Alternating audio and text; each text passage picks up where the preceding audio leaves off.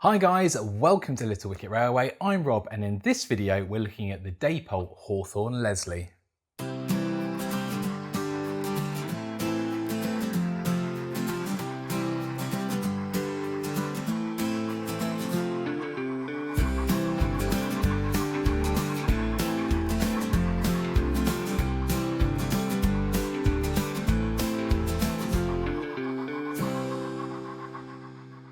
These tiny industrial 040 locomotives came out earlier this year and rumour has it that they're very good, so I'm really looking forward to reviewing this and seeing if it lives up to the hype. Dapol have produced these in a wide range of liveries, many of them are named, and I've gone for the model called Invincible in the Woolwich Arsenal lined maroon livery. All the liveries look good, but my reasons for choosing this one were because firstly, I worked on the Woolwich Arsenal Business Park, and secondly, I've met Invincible when we visited the Isle of Wight Steam Railway decades ago. So this is product reference 4S024003S and I went for the sound fitted version. Price wise, the DCC ready versions are available from retailers for around £107 at the moment. DCC fitted for just under 140 and sound fitted for just over 225. And if this model is as good as everyone's saying it is, then those prices are pretty reasonable. And for comparison, the Hornby Peckets, which are a similar type of model, have an RRP that's £14 more expensive. If you'd like to buy one of these, then I'll put an affiliate link down in the comments and any purchases made through there will help to support the channel. I'm going to go get the model out, take some photos, and whilst I do that, here's some history on the Hawthorn Leslie locomotives. Hawthorn Leslie and Company was formed by the merger of shipbuilder A. Leslie and Company with the locomotive works of R&W Hawthorn in 1886. The company manufactured locomotives and had a number of standard designs, including 040 saddle tanks, which it manufactured between 1899 and 1924. These small locomotives were produced in large numbers and worked in a variety of industries including ironworks, collieries and power stations all the way into the 1970s. Over 10 locomotives have made it into preservation, including Invincible. Invincible started life at the Woolwich Arsenal in 1915, joining a fleet of 17 other engines of the same design, shunting the extensive railway system there. Invincible remained at Woolwich for 40 years until she was transferred to the Royal Aircraft Establishment at Farnborough. Her task was to haul coal and stores wagons from the British Railways exchange sidings to the establishment, and she became a familiar sight as much of the route followed the streets through the town. In 1968, Invincible was purchased by Tom Jeffries, who loaned her to the White Locomotive Society in the 1970s. Today, Invincible lives at the Isle of Wight Steam Railway, where she is currently undergoing an overhaul. Now back to the model. And before we look at the model itself, I just wanted to show you the packaging for this model, which is a style I've not seen before. Normally locos come encased in a clear plastic shell, but here it's attached to an acrylic plinth, which is wedged into some dense foam. The loco is held onto the plinth with two screws that need to be removed in order to release the loco. I'm not sure why Dapol have decided to do this. Does this provide better protection than the plastic case? Is it more environmentally friendly?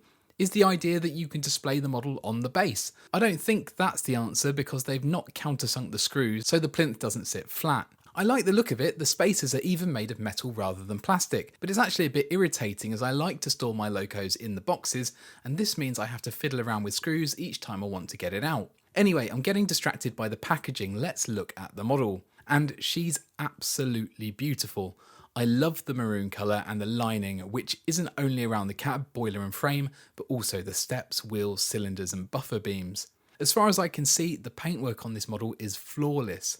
On either side we've got the name Invincible and the builder's plate printed, but we also get etched plates in the accessories bag which look lovely and shiny. Also in the accessories bag are a couple of screw link couplings. There are plenty of separately fitted parts on this tiny locomotive. Starting at the front, we've got these big sprung buffers.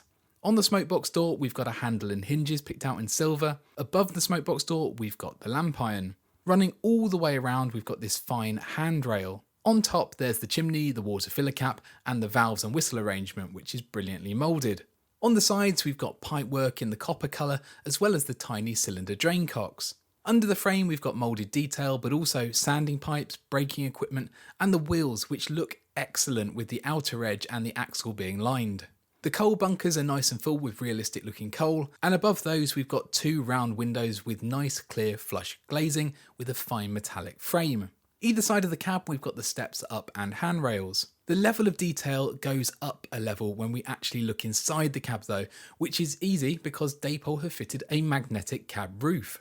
And having a magnetic cab roof wasn't an essential feature on this model, but Dapol say it's to make fitting a crew easier, and it just demonstrates how much thought has gone into this, even the really little things.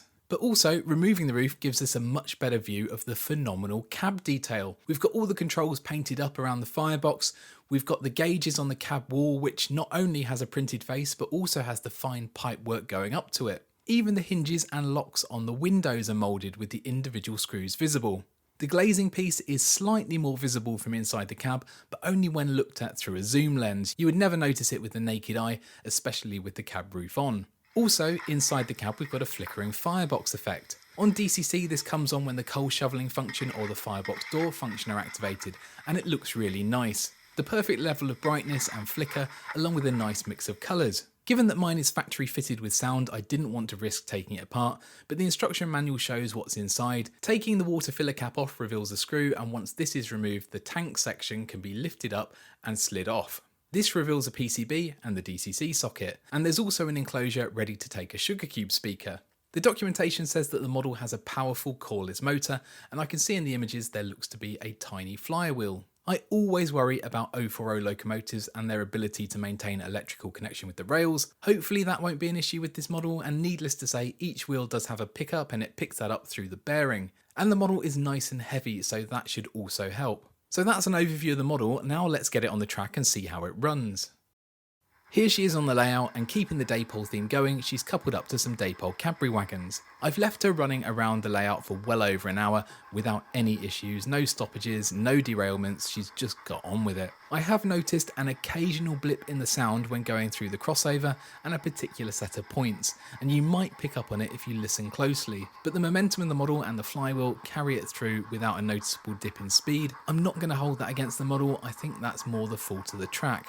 The sounds on this model are nice and loud too, which is impressive given the size of the thing.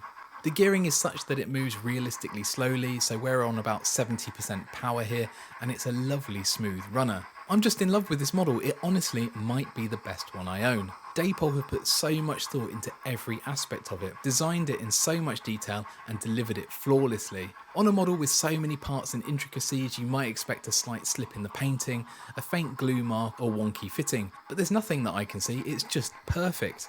Also, you might expect a model of this size with so much detail to feel fragile, but it just doesn't. You obviously need to handle it carefully, but it's well put together and there's a robustness to it. So I think that we can say this model has definitely lived up to the hype. It's been a total pleasure to review, and it's hard to believe that you can get all this quality for a little over £100. So much model in such a small package, and I expect it will be picking up a few awards this year. That's about it for this video. Special thanks to all the YouTube members and patrons for your support. It's very much appreciated, and your names are up on the screen now. Let me know your thoughts in the comments. Do you have one of these? Do you want one of these? Is it the model of 2024? I'd be interested to get your opinions. If you've enjoyed this video, then please give it a like and subscribe to the channel. As I said, if you are considering buying one of these yourself, then I'll put an affiliate link in the description. I'll leave you with a few more shots of Invincible running around the layout. Thanks for watching, and I will hopefully see you again soon.